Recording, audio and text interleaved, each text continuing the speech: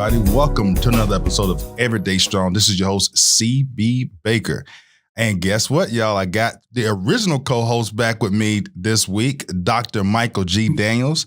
And we have a really good subject today that I think it will really hit home with people. So if you're in the car listening to this or watching this at home, take some notes or when you're driving a car, say, I need to re-listen to this so I can take some notes, because I guarantee you're going to get a lot of good information out of this episode today.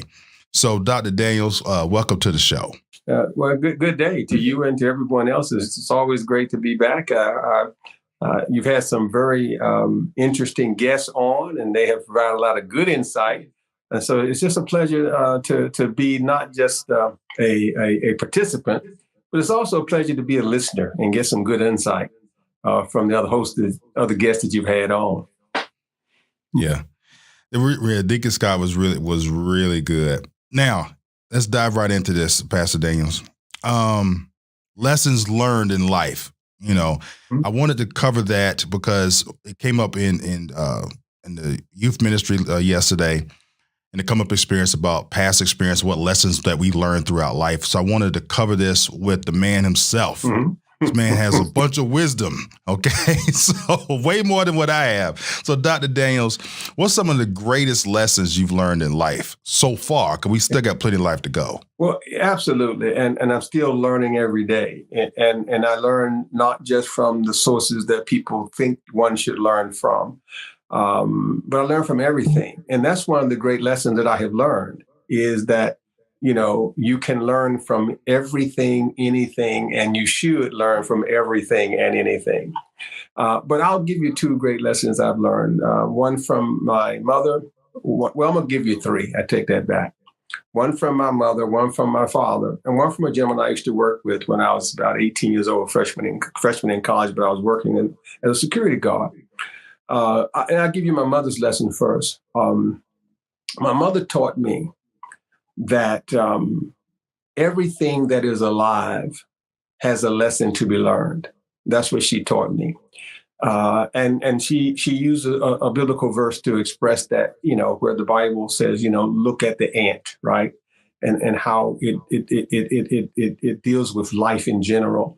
And so as a little boy, she always said, you learn from everything that's alive. You know, you learn from the birds and the trees, you learn from the animals and, you know, all this kind of stuff. And I think oftentimes we don't take that in the way she presented it. And her point was that just because you get to a certain point in life don't mean you stop learning, right? Her point was that, you know, you even as an adult, you can learn from children. Right. And so that's one of the things that I have gathered from her is to take every opportunity to learn something new every day. Right. The second thing I learned a great lesson was from my father. At one point, I had made I was young, I was 16 years old. And I made what, you know, at 16, I considered what I thought was a good financial decision was a bad financial decision. And it wasn't much money, but at 16, it was a lot of money to me. You know, it was like, I think it's $60 or something like that. I guess in today's term, you know, it may have been about maybe $300, right? But at 16, that was a lot of money, okay? Minimum wage was $1.60 an hour. So, you know, it was a lot of money back then, right? $1.60 an hour? $1.60 an hour, okay? And if you was a waiter, it was 75 cents an hour, okay? Right, because you could get tips. Hey. Yeah. But anyway, so I made that bad financial decision, and I was, you know, lamenting and you know, and doing what 16-year-old boys do. And my father said to me, he came in and sat down, you know, on the bed, and very calm individual. My father was a very calm individual. I can honestly say, I don't ever remember my father raising his voice. I'm not saying he didn't. I don't ever remember him ever raising his voice. He sat down beside me very calmly, and he said to me, "What did you learn?" And my first response was blaming somebody else for the loss, right? I blamed the salesperson. Mm-hmm. And he said, "Well, that needs to happen to you again." And I'm, you know, like looking for support. And so I'm like, well, wait a minute. Well, I don't understand why you came here, and talked to me to tell me that. He said, let me explain something to you about life. He said, if something happens to you that doesn't seem to go your way, you should always look to see why and try to learn from it. He said, if you learned something from it, it was worth going through it. If you didn't learn anything from it, you should go through it again so you can learn from it. He said, because everything in life is a learning opportunity. And he didn't use those exact words, but that's what he was trying to tell me, that everything in life is a learning opportunity. And if you learn a lesson from it, it is worth going through what you went through, And so that became a mantra for me. So when other people say something bad happened to them, I don't view life like something bad happened to me. I view life as, is this something I needed to learn? So now I know better how to handle something. Because here's the thing. We oftentimes say experience is the best teacher, but then we don't like getting the experience. Right? Correct. But it truly is the best teacher. So when something happens to you, if you learn from it, then it will create a situation where you are less likely to go through it again. Or if you go through something similar, you will now understand how to deal with it, and that was it. And the third lesson, I'll say this right quick, that I learned from a gentleman who happened to be, in my mind, was an old guy. He was probably, at the time I'm 18, he was probably maybe 27 years old. Okay. But he said to me, he asked me a question about what did and I don't remember his exact words, but what he was saying was to me, what did I look to do today to make sure I was better than I was yesterday? And being a cocky young man, I said, you can't get any better than what I am right now. And he said to me, let me tell you something, young blood. Every day, every night before you go to sleep, you should review your day and ask yourself, what could I have done better? And I took that with me, and that's what I have done ever since then. Every night before I go to sleep, I review my day and ask myself, what could I have done better? What should I have done different? And those kind of things. And those to me have been 3 great lessons to learn. Well, that's deep. So learning every day, let's recap, we're learning every day, everything that is, I think you said everything that is alive has a reason to learn. Yeah, everything that's alive can teach you something. And then what did you learn and see why did it happen? Mm-hmm. And then what did you do today to make you better for tomorrow? Than you were yesterday, yes. Mm-hmm. So what I like about the last one, because that hits home with a lot of people that's taken any type of training in time management for is recapping your day and then setting yourself up for the next day. Mm-hmm. So did you, throughout your life, did you find that was real beneficial?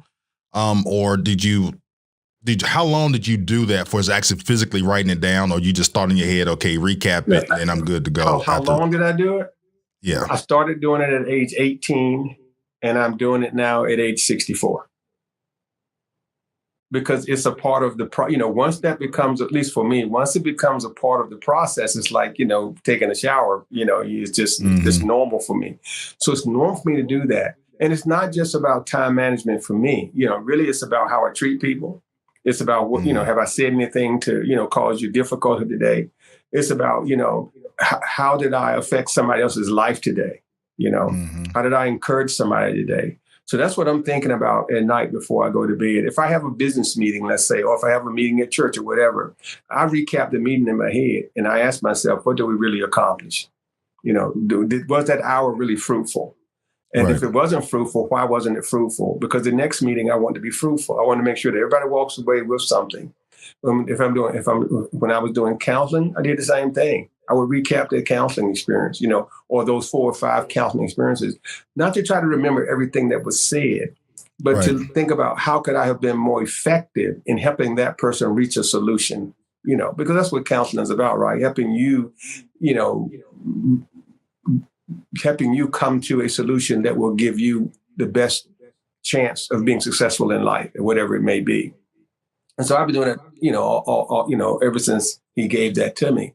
And it doesn't take long. It takes about maybe 30, 45 minutes before I, get myself ready for bed to do that Right. and to think through and say, okay, now what will I do different next time? Because to me, I agree with him. If I'm not learning something every day, if I'm not better today than I was yesterday, then I wasted a day. Right. Yeah. Let me ask you this question. So you mentioned about treating people and reviewing how did I treat people, was I a blessing to people or things like that. Mm-hmm. Did your thought process thinking in that direction come from you being a minister and a pastor, or did you grow into that thought process? No, it came from when you look at, again, when I look at what my mother taught me and what this gentleman said, like one says to me, hey, make sure you recap every day and make sure that you are better today than you were yesterday, right? And because it really does forward thinking. So that means that tomorrow, I have to make sure I plan to be better tomorrow than I am today, right? So that's one thing. But my mother always says you can learn from every living thing, right? And so the people I am meeting are living things, So when I combine those two together, right, I'm always looking at, well, what did I get from my interaction with you? And what did I give you as a part of my interaction? Because I'm always learning from everybody I talk to. I mean, who I talk to, I'm learning. If I'm talking to your children, I'm learning from them. I'm asking them questions. I'm observing them. I'm learning from my grandson. I'm learning from the children. To me, it's always a learning experience. If I'm sitting on my porch, believe it or not, if I'm sitting on my porch, in the woods at my cabin, I am zeroed in on everything that's moving. If a butterfly starts to fly around, I zero in on him and I'm watching what he's doing. I'm watching the birds and what they're doing. I'm watching how they feed, how they do all the things that they do. Their protective nature, how they run, how they scatter. I'm looking at who's calm, who I can get close to, all those things, because I'm trying to make sure that I understand God's creation. And that wasn't something that I got from, necessarily the Bible. My mother got it from the Bible, and she gave it to me to say, you should always be learning from everything, because every living creature has something to offer. They just do. I'll give you a quick example. You look at the metamorphosis from a butterfly not a caterpillar to a butterfly, for example, right? And I know a lot of ministers use this analysis, but my mother gave it to me a long time ago. You think about this, for example, and we grew up in the outskirts of town of Durham, North Carolina. When it was still had a lot of wooded areas. You saw cocoons everywhere, right? Now, that caterpillar, as it's going through that metamorphosis stage and coming out of the cocoon, is fighting to get out. It squeezes to get itself out, right? During that process of squeezing to get itself out, what happens is it squeezes the fluid that was in its wings gets squeezed as it's coming out of the cocoon, which allows those wings to open up. Right? If you were to cut the cocoon and open it up for the caterpillar, then that process wouldn't work out. So the wings would not have it wouldn't have squeezed that stuff out. So the wings wouldn't be as effective. The now butterfly's wings would not be as efficient as they should be, and that they would die. Right. So my mother said to me, that struggle does the same thing for you. That you may have to struggle to get out, but that's what will allow you to fly once you get out. Yeah. For me, one of the biggest lessons that I have learned was when to exit a situation. Mm-hmm. When you meaning don't stay too long. And we always hear that analogy of if you stick a frog in a pot and slowly boil the water, the frog doesn't know it's being cooked. The biggest lessons I've learned is recognizing, wait a minute, I'm being cooked. It's time for me to get out this pot. So that was one of the biggest things that I can recognize that I have been very good at doing, because I have been in that situation to where I got cooked in the pot, and then I looked around, it's too late, and time has passed, or I missed the opportunity, or I've overstayed, quote unquote, my welcome. So what's your thoughts on something like that, Dr. Daniels? Well, again, I go back to my original statement. You think about nature, for example. Remember when I said that, you can watch and some animals let you get close to them, but they know when to flee, right? They know when to flee, right? And I think that, to me, that's a great lesson, is understanding and learning how to be calm and watchful. Because let's say there's a deer in the woods, the deer doesn't run immediately. Right. The first thing the deer does is it perks up his head, looks around, and assesses where you are, where he is, and what his surroundings are. And he's already figured out their method of escape. But the deer will go back to eating, grazing until you get to a certain place. When you're to a certain place, the deer takes off, right? And that's true of most of nature, right? Is that you can get a certain distance from a bird before to take off. You can get a certain distance from a rabbit before to take off. And even those things that we are afraid to get real close to, like a wasp, right? Yeah. You can get close to them, but you can't get too close to them before they decide to sting you. So my point being is that that just watching them helps me appreciate that simple concept of when to exit and when not to exit.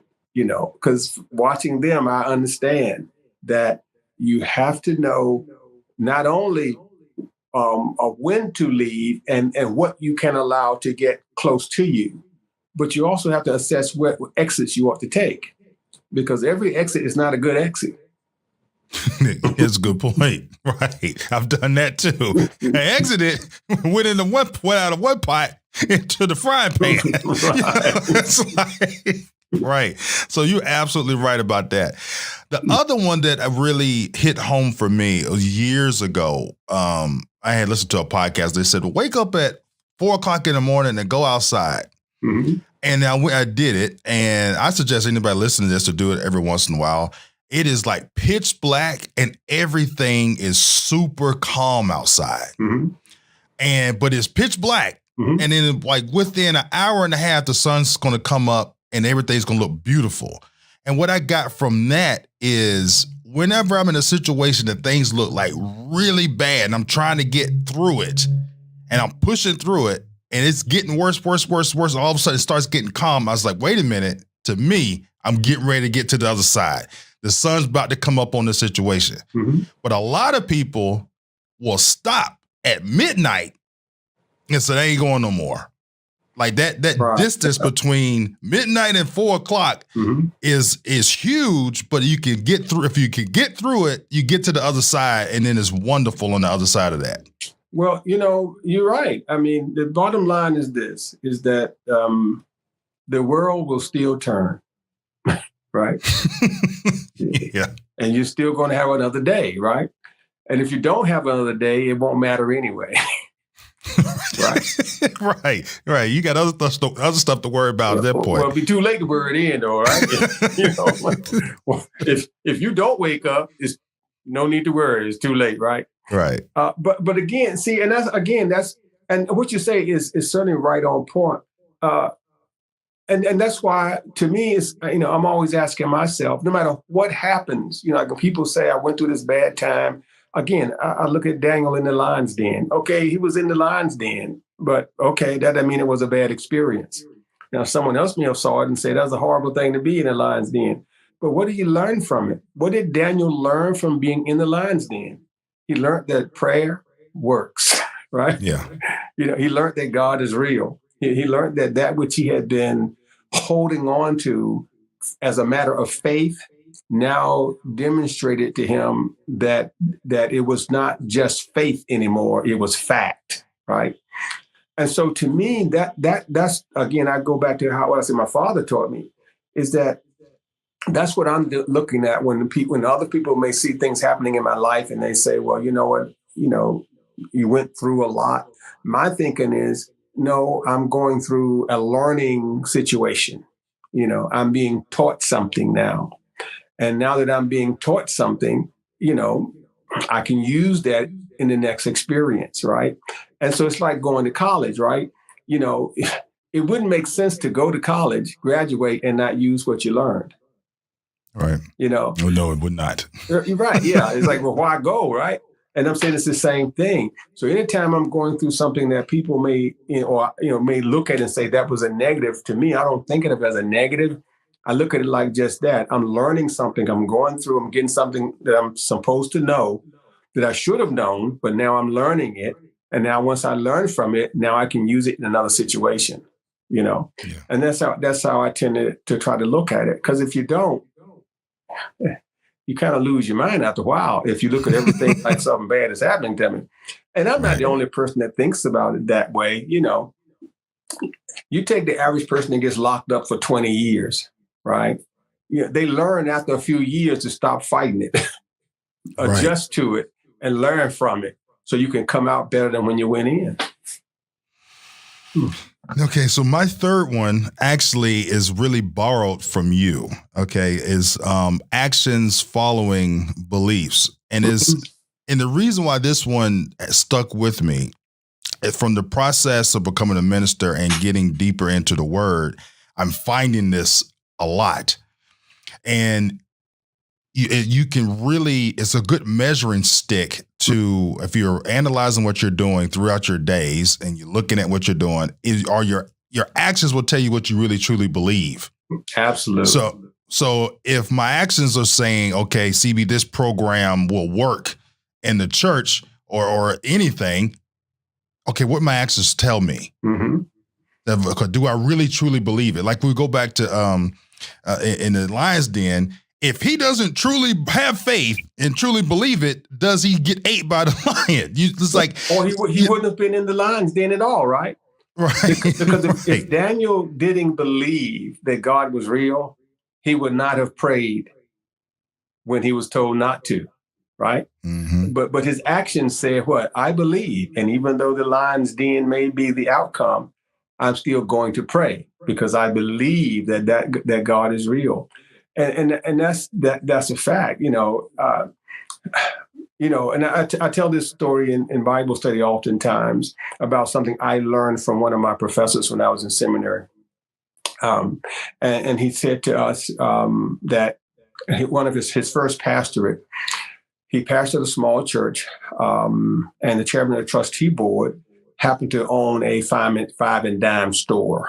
Right, kind of like a Rose's, so forth like that. I don't know if people know who Rose's is, but kind of like I guess a Dollar Tree, kind of store. And he said anyway that one Sunday he was preaching about tithes, and he said in preaching he got a little passionate about it, right? And so the chairman of the trustee board came to him and said, Pastor, we preached about tithes, you kind of fussed at us about paying our tithes, but we noticed you don't tithe. And he said, in his anger, he said to him, if you all paid me a living wage, then I would be able to tithe. But I got to take care of my kids. I got to take care of my wife. He said, so the gentleman, again, who owned the store said to him, listen, Pastor, if you tithe as an example, maybe everyone will tithe.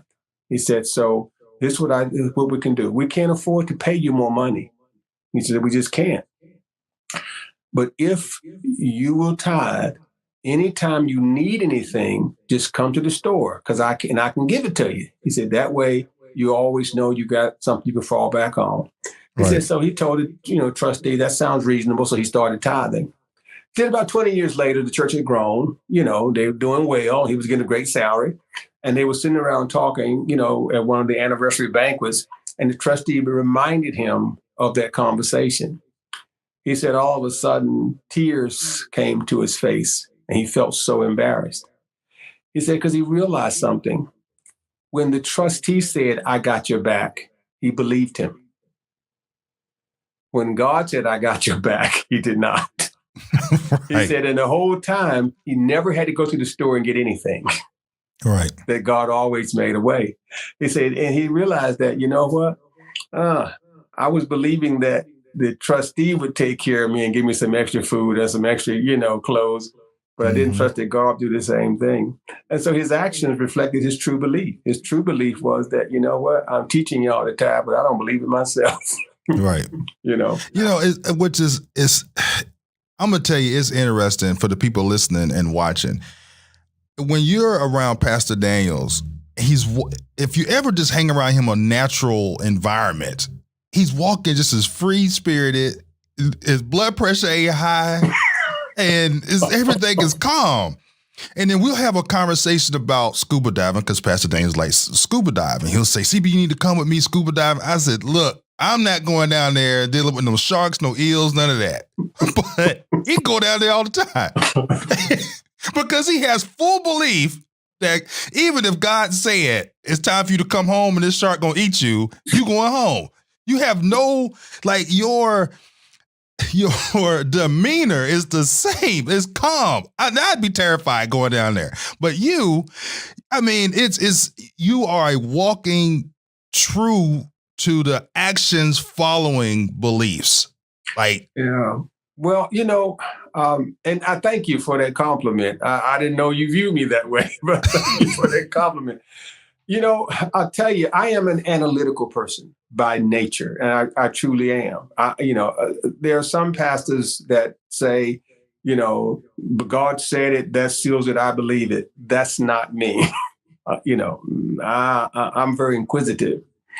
So my proof that there is a God, and I know that there'll be some people here that won't appreciate what I'm getting ready to say. My proof that there is a God is not found in the Bible. It's not. Okay. That's the irony of it, right? I did take a class, and I don't know if you have taken it yet, but natural theology, which does the same thing, but just in an academic setting, right? That's what natural theology, that course, is all about. But here's my proof that there is a God. Okay. What I know is this, that there is a beginning to life, right? I mean, that Right. I know that I didn't come out of thin air, right? I came from my mother and my father. And so they came from, somebody, and they came Right. from somebody. Now, I can go back as far as I can go. Somebody came from somebody. Right. Now, the question then becomes, if somebody came from somebody, where did those somebodies come from? Right? I mean, that's just, analytical thinking. And that's just a mathematical equation that you can come up with to calculate, based on the current population, death rates and all that stuff, how long it would have taken to get where we are now with this population, right? So everything had to come from somewhere. Everything came from somewhere. I don't care if you go back and say we derive from apes, and the apes derive from this, and, molecules. And if I take the Big Bang theory, which says that, all this stuff happened, something had to cause the Big Bang, right? Mm-hmm. We know there's a beginning to everything, right? I just happen to believe that whatever that beginning is God. Yeah. And, right. That's how I look at it. Now, if there's a beginning to everything, and that beginning is God, the question is, would God want us to know that he's God? Would he create us and not want us to know? I believe he would. I believe what I'm saying but I believe whatever that entity is would want us to know that, hey, I created you. Even if he let us do what we wanted to do, even if he gave us free will to kill each other, to do rape and rob, whatever, I believe that the Creator would still want us to know I created you. And if he created us, I believe he would want the best for us, because you don't create something and then want it to, fall apart. You create it because you wanted to survive. And so if I believe that, then I can also then say, well, somehow he must have got in touch with us, right? The question just is how did he get in touch with us, right? I believe it was Jesus, but I believe it also was more than Jesus that he got in touch with us too. And to give you a simple analogy, again, it's one that I use in Bible study, so the Bible study people will be, so it's familiar.